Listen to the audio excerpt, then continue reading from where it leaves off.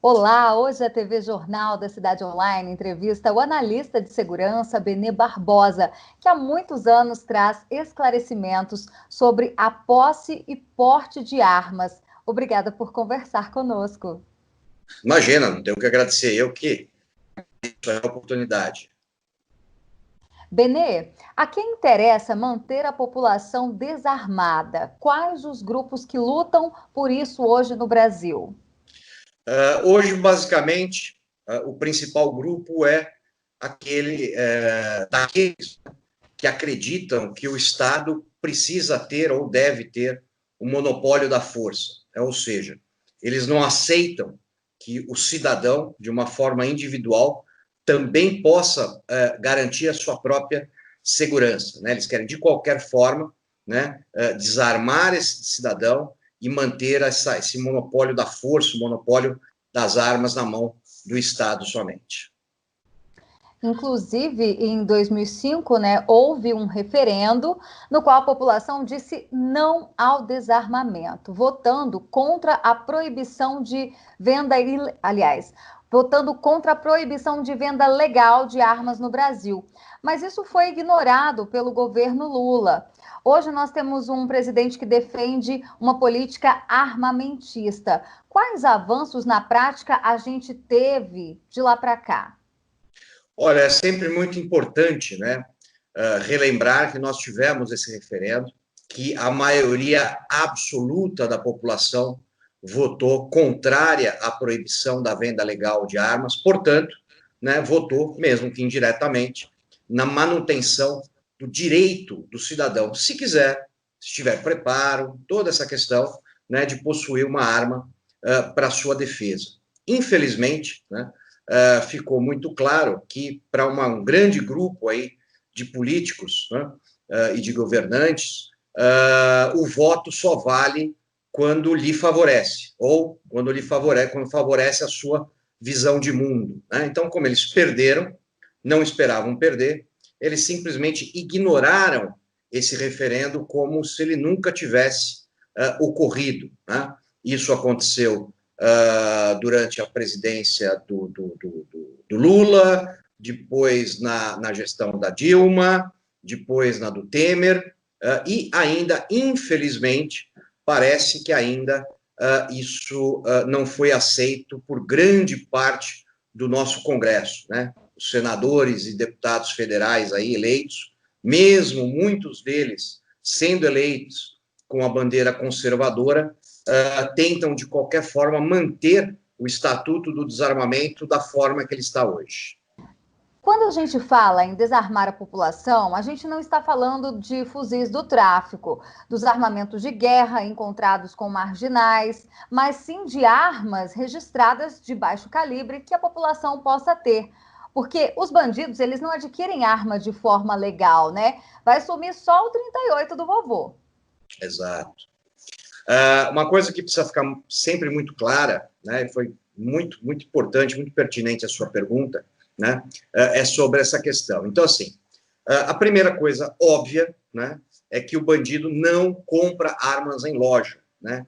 Ele não depende do comércio legal para se armar. Nós temos um Estatuto do Desarmamento que foi aprovado e está em vigor desde 2003. Nós tivemos sucessivas campanhas voluntárias de desarmamento, onde as pessoas entregaram as suas armas.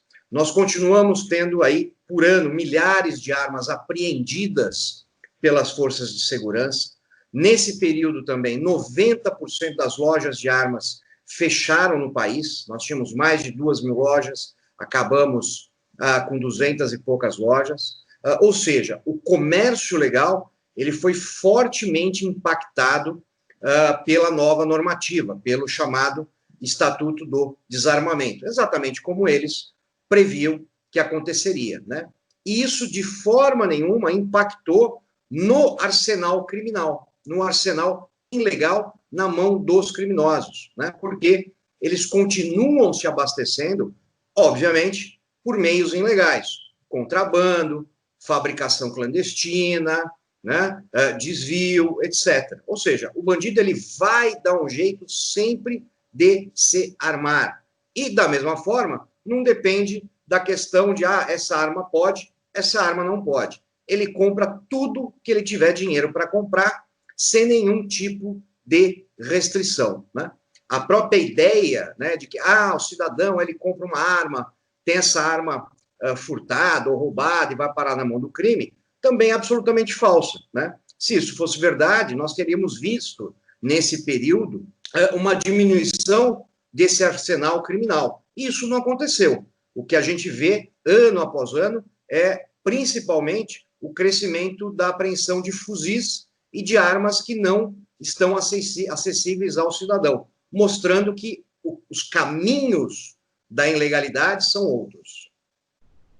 Nos últimos meses, a gente viu nos Estados Unidos famílias inteiras tendo a chance de proteger a sua propriedade e suas vidas, né, de manifestantes violentos porque tinham uma arma. Qual a sua opinião sobre isso? Isso é a demonstração máxima de democracia, né? E de que tem que ficar muito claro que o Estado, por mais boa intenção que ele tenha, por mais equipamento, por mais preparo, ele não é onipresente, né? Ele não é onipotente, ele tem suas limitações. E no Brasil, essas limitações, quando se entra na questão da segurança pública e na segurança individual, elas são gritantes, né? Então, imaginar que em algum momento o Estado ele vai poder estar sempre ao seu lado, ao lado da sua família, na porta da sua casa, do seu comércio, né, do seu sítio, da sua fazenda, para te proteger, é uma promessa falsa, né? Inclusive, é uma deturpação da própria ideia de segurança pública, porque a ideia de segurança pública, como ela está prevista em todos os países do mundo, não é você garantir uma proteção individual 24 horas por dia para cada cidadão. Isso seria uma utopia, aliás, uma distopia, né? Portanto, esse mesmo Estado não pode coibir o cidadão de defender aquilo que é seu, né? Seja a sua liberdade de expressão, seja a sua propriedade, seja a sua vida e a integridade da sua família, né? Então, essa demonstração que ainda está havendo nos Estados Unidos mostra exatamente a importância de você ter uma sociedade que tem aí o acesso garantido à arma de fogo como um instrumento de defesa desses seus direitos. Nesse debate sobre armamento, muita gente não leva em conta a necessidade da pessoa que mora no campo ter uma arma, né? Longe do poder público, o produtor rural ele precisa de uma arma para proteger a sua casa, né? Existe alguma política nesse sentido? Olha, nós temos um país gigantesco, né? Com uma área rural, né? Muito grande, muito vasta. Nós temos comunidades, né? A 300, 400 quilômetros de uma grande cidade, no meio da floresta, como é o caso da região norte. Eu estive lá há pouco tempo, né? Pude ver isso pessoalmente, né? Então, você imaginar que um ribeirinho, né, que está a 300 quilômetros, ou seja, 2, 3 dias, 4 dias de barco de Manaus, onde não há qualquer possibilidade da segurança pública intervir numa necessidade, né? Como é que você imagina que essa pessoa vai ficar sem uma arma de fogo, né? E o grande problema é que hoje a nossa legislação não garante isso.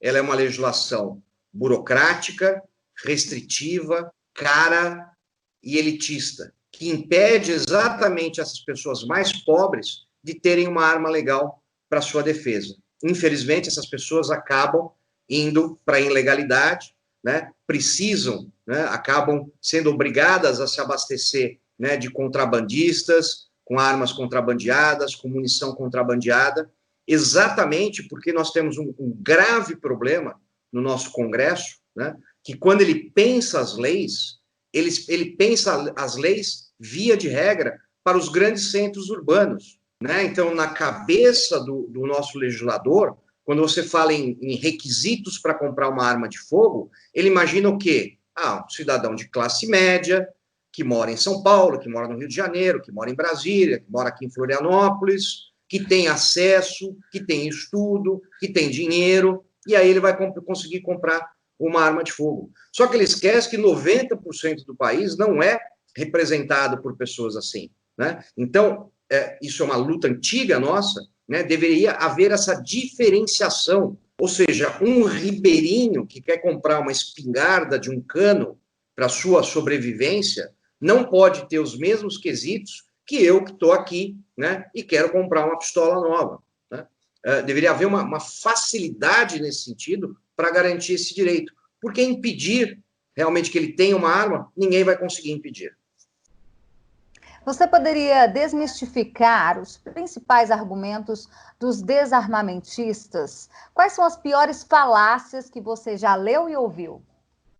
Olha, elas são tão comuns e tão corriqueiras que elas acabaram virando um livro, né, que eu escrevi, né, em coautoria, que é o Mentiram para Mim sobre o Desarmamento, né?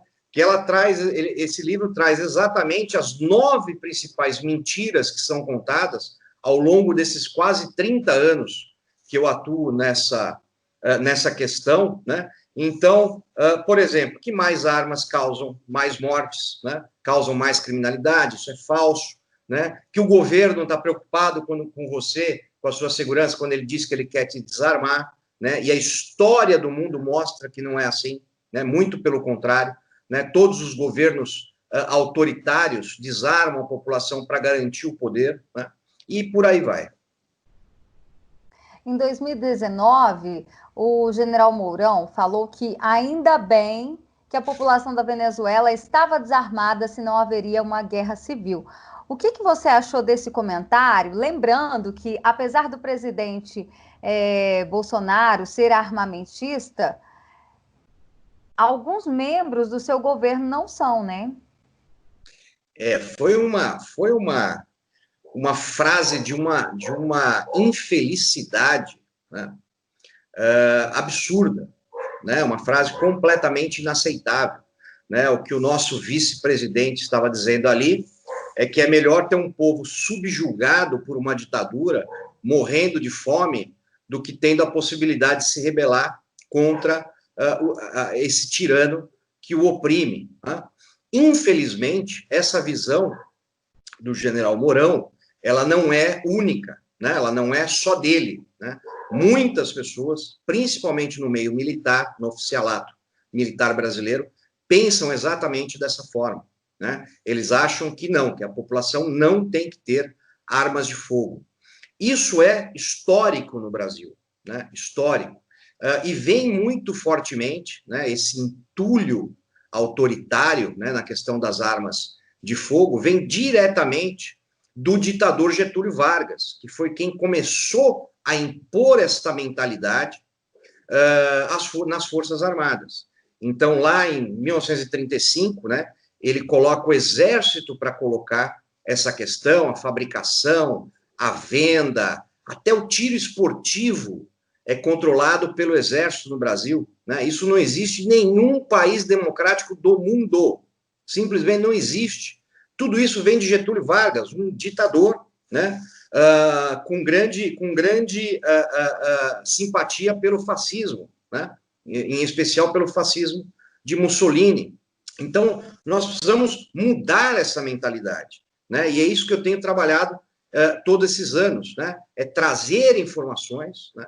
Fazer com que a pessoa enxergue que, de repente, aquilo que ela acredita, ela está errada, né? E isso acontece, né? Porque essa contaminação, né, vem de décadas, né? E não vai, obviamente, acabar do dia para a noite. Então, assim, dentro do governo Bolsonaro, há muitos, mas muitos desarmamentistas, né? Muitas pessoas que acreditam que o cidadão não tem cultura, ou não pode, ou não deve ter uma arma de fogo para sua defesa. Bom, ainda falando sobre o seu livro, né? Deixa eu aproveitar que eu estou falando com o best-seller, o autor aí do Mentiram para Mim sobre o Desarmamento. Esse livro, ele foi lançado em 2015, mas os assuntos, eles continuam assim, as discussões ainda são muito atuais, né? Não, ele continua completamente atual, né? Completamente atual. Eu até me entristeço, né, disso, porque você vê que o debate acaba realmente não se aprofundando e não se aprofunda porque quase Não tudo que é avança, dito né? sobre, né, exato, quase tudo que é dito a favor do desarmamento é de alguma forma deturpado, ou uma falácia, ou muitas vezes uma pura e simples mentira, né? Então ele continua atual, tanto é que ele continua vendendo hoje, né, tanto quanto, ou mais até, do que ele vendia no seu lançamento, né? Não só isso, né? Nós estamos agora preparando também um livro, né? Deve ser lançado agora no segundo semestre, com coletânea de artigos meus, né? Dos últimos 20 anos. Eu tenho mais de 200 artigos publicados, nós fizemos uma coletânea. E alguns artigos ali de 10, 15 anos, né, atrás, e que também continuam atual, né? Continuam atuais, porque continuam repetindo as mesmas coisas. É uma coisa impressionante, né? E até assustadora. Para quem gostaria de ter uma arma, mas não conhece os trâmites para isso, o que você poderia explicar? Olha, hoje, o que você precisa, né? Você tem que ser maior de 25 anos, comprovar a renda lícita, fazer um teste de tiro para, né, comprovar que você sabe utilizar uma arma de fogo, fazer um teste psicológico para comprovar que você tem capacidade mental, saúde mental, para ter uma arma de fogo, né, entregar todas as certidões, e aí você vai conseguir comprar uma arma para ter na sua casa, você não vai portar essa arma, né? Ou seja, é um processo, como eu já disse, né, muito burocrático, muito caro, né? Dependendo de onde você mora, ele se torna quase inviável, né? Se você não mora próximo dos grandes centros ou não tem dinheiro para pagar um despachante, né, para fazer toda essa documentação, né? E é exatamente por isso que a gente luta, né? Para tornar uma coisa acessível, né? Nós não podemos continuar tendo uma legislação que beneficia ou protege apenas aqueles que têm dinheiro e estudo, né? Nós temos que ter uma legislação que seja igualitária para o brasileiro, né? A minha vida não vale nem mais nem menos que a vida de um juiz, de um ministro, de um carteiro, né? De um gari, de um fazendeiro, né? Todas as vidas importam nesse sentido, né? Todas as pessoas tinham que ter o seu direito de autodefesa preservados, independente dos seus cargos, né? Então você tem juízes, o juiz tem porte de arma, o promotor tem porte de arma, né? Todos os ministros que eu conheço que pediram lá, fizeram a requisição do porte de armas, conseguiram o seu porte de armas. Todos os deputados federais e estaduais que eu conheço que fizeram e pediram porte de arma, conseguiram o seu porte de armas. Ué, desculpa, será que a vida de um deputado, né, de um senador, de um ministro vale mais do que a vida daqueles que o elegeram? Eu tenho certeza que não, né? E por isso que a gente precisa mudar as regras aí dessa legislação, e para isso a gente depende do Congresso. Tá certo. Obrigada, Benê. Eu que agradeço, Berenice, foi um prazer. Hoje, então, conversamos com um especialista que esclareceu tudo sobre posse e porte de armas, Benê Barbosa. Eu sou Berenice Leite, direto de Brasília, para a TV Jornal da Cidade Online.